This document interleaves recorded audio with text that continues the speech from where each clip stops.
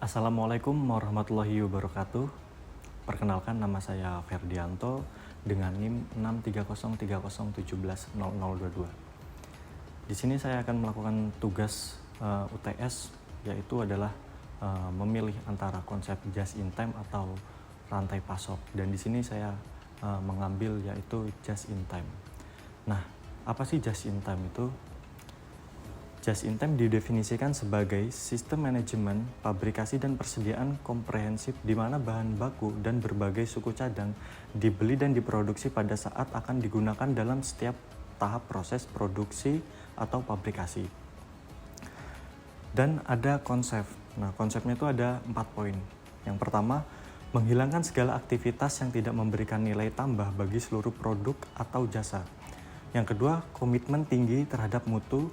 Yang ketiga, upaya perbaikan yang berkelanjutan dalam efisiensi aktivitas perusahaan. Dan yang keempat, ada penekanan pada penyederhanaan dan peningkatan visibilitas aktivitas nilai tambah. Nah, berikutnya adalah tujuan just in time. Tujuannya sendiri yaitu pertama, menghasilkan sebuah produk hanya ketika dibutuhkan dan hanya dalam kuantitas yang diminta oleh para pelanggan atau konsumen. Yang kedua, meningkatkan keuntungan atau laba. Dan yang ketiga, memperbaiki daya saing terhadap perusahaan yang ada di luar sana. Nah, berikutnya adalah manfaat just in time. Yang pertama adalah memperbaiki kualitas produk. Yang kedua, mendorong pemasok untuk memenuhi kualitas yang dibutuhkan. Yang ketiga, memperbaiki produktivitas. Yang keempat, memperbaiki jadwal produksi. Yang kelima, mengurangi keperluan untuk menginfeksi barang-barang yang masuk. Yang keenam, meningkatkan efisiensi. Yang ketujuh, memperbaiki posisi kompetitif. Yang kedelapan adalah memperbaiki desain produk. Yang kesembilan adalah memperbaiki moralitas dalam produksi. Yang kesepuluh adalah meningkatkan kontak personal dengan pemasok atau vendor. Yang kesebelas adalah mengurangi pekerjaan kritikal. Nah, berikut ini adalah sistem just in time. Yang pertama adalah penentuan aktivitas dilakukan berdasarkan atas permintaan konsumen. Yang kedua adalah tidak ada persediaan atau ada tetapi jumlahnya tidak signifikan atau sedikit. Berikutnya adalah basis pemasok sedikit dan kontrak jangka panjang dengan beberapa pemasok. Terus berikutnya ada struktur seluler, yaitu pengelompokan mesin-mesin dalam satu keluarga secara berurutan. Terus ada keterlibatan dan pemberdayaan karyawan relatif tinggi. Berikutnya adalah gaya manajemen yang cocok adalah sebagai fasilitator. Dan yang terakhir adalah memerlukan total quality control, yaitu pendekatan pengendalian mutu yang mencakup seluruh usaha secara kesinambungan dan tiada akhir untuk menyempurnakan mutu agar tercapai kerusakan nol atau terbebas dari kerusakan. Di sini saya mengambil contoh di suatu perusahaan yang menerapkan just in time sendiri. Perusahaan yang menerapkan just in time yang saya ambil di sini adalah pada PT Wijaya Karya, proyek pembangunan bendungan Cipanas di Kabupaten Sumedang. Nah, just in time di sini itu adalah suatu sistem produksi yang dirancang untuk mendapatkan kualitas, menekan biaya, dan mencapai waktu penyerahan seefisiensi mungkin dengan menghapus seluruh jenis pemborosan yang terdapat dalam proses produksi sehingga perusahaan mampu menyerahkan produknya, baik barang maupun jasa, sesuai kehendak penyedia jasa atau konsumen tepat waktu.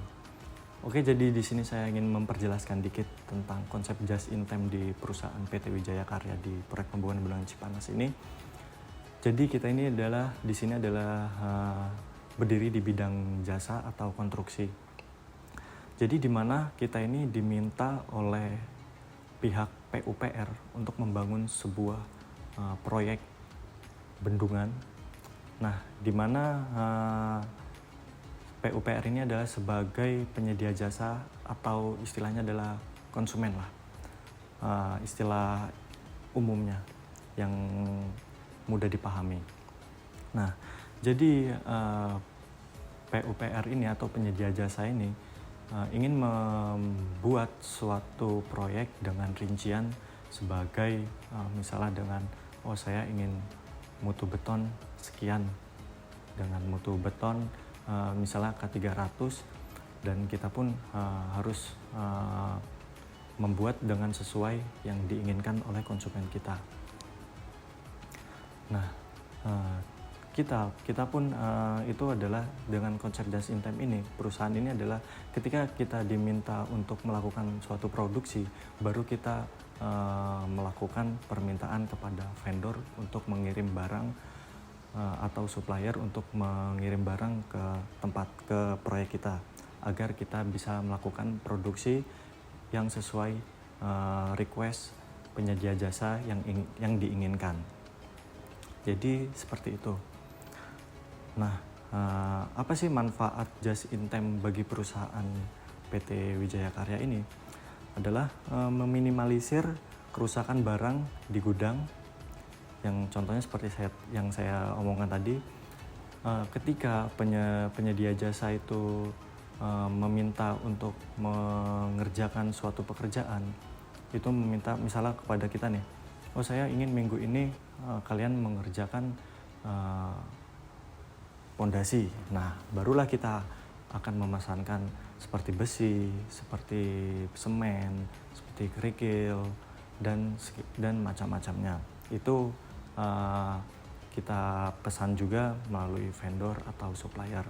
Jadi kita tidak istilahnya kita tidak seperti rantai pasok, tidak menyetok barang terlebih dahulu, tapi kita adalah memesan ketika konsumen kita meminta untuk suatu pekerjaan yang kita ingin kerjakan. Kedua, meningkatkan kualitas, dan yang ketiga adalah mengurangi pemborosan. Nah, seperti itu. Misalnya kita di sini adalah mengurangi pemborosan itu, contohnya seperti kita ingin memasok besi. Misalnya, oh kita gimana kalau masok misalnya besi langsung kita 1 DT kita beli. Nah, itu sebenarnya itu adalah pemborosan, dan belum tentu pun akan kita pakai untuk pembangunan berikutnya atau perencanaan berikutnya. Dan yang keempat adalah meningkatkan laba dan posisi persaingan perusahaan yang dicapai melalui usaha pengendalian biaya. Dan yang kelima adalah menekankan biaya operasional. Nah, jadi gini, untuk mencapai sasaran dari sistem ini, perusahaan ini memproduksi hanya sebanyak jumlah yang dibutuhkan atau diminta penyedia jasa atau konsumen tersebut, dan pada saat dibutuhkan, sehingga dapat mengurangi biaya pemeliharaan maupun menekankan kemungkinan kerusakan yang seperti saya omongkan tadi, yang kerusakan kita semisal menyetok, nah, dan atau kerugian akibat menimbun barang. Nah, terus just in time ini juga untuk meningkatkan laba dan posisi persaingan perusahaan yang dicapai melalui usaha pengendalian biaya, meningkatkan kualitas, mengurangi pemborosan, serta menekankan biaya operasional, dan akan sangat menghemat bahkan meniadakan biaya persediaan barang. Nah, mungkin itu aja yang dapat saya sampaikan. Kurang lebihnya saya mohon maaf. Wabillahi taufiq wal hidayah. Wassalamualaikum warahmatullahi wabarakatuh.